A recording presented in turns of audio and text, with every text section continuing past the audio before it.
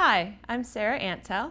I'm an Oak Meadow K through 4 teacher, and today I'm going to show you how to do wet felting with some wool roving. To begin, you're going to need to have some color of wool roving. You can have multiple colors.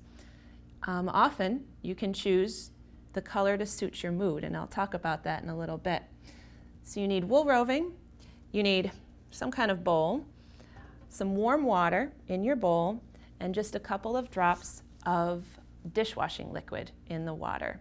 And a towel would be helpful too.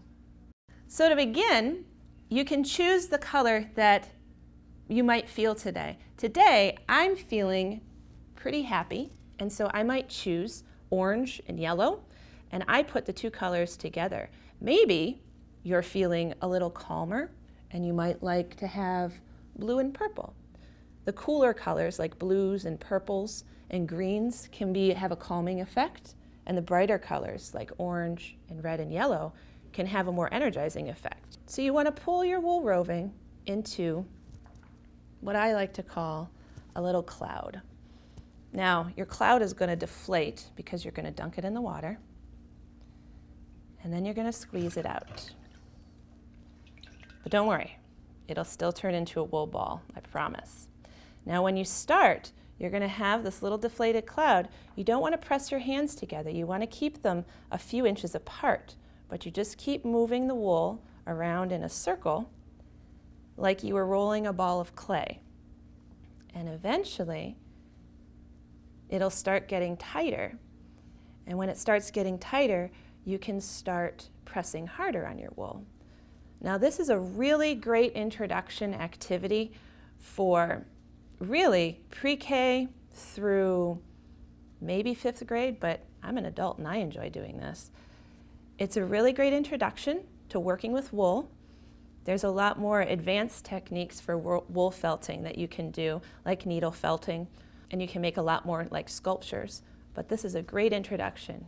You can also work with your child talking about sheep to shawl. You know, you could go meet a sheep at a farm and see what wool looks like before it's even shorn off the sheep. Go see sheep shearing, and you can touch raw wool and eventually end up with working on a project like this. Now just in that few moments of me talking already, I have a little colored wool ball with multiple colors in it. You can keep going to make it a little tighter if you like, but even right now, it's still holding together. You can pull on it and it doesn't really come apart all that much. That's the neat thing with wool, is that it has these little hooks that hook together like Velcro, so it'll stick together. Once you get it in the ball that you like, you must make sure you need to let it dry because it's going to be very wet for a while.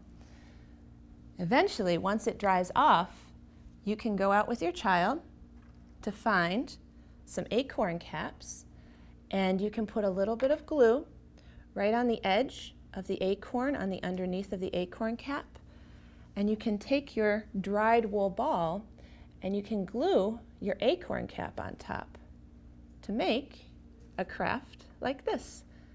It's kind of a neat representation maybe of their beginning of their journey in Oak Meadow. Since oaks grow acorns, this would be a fun way to have to start your project.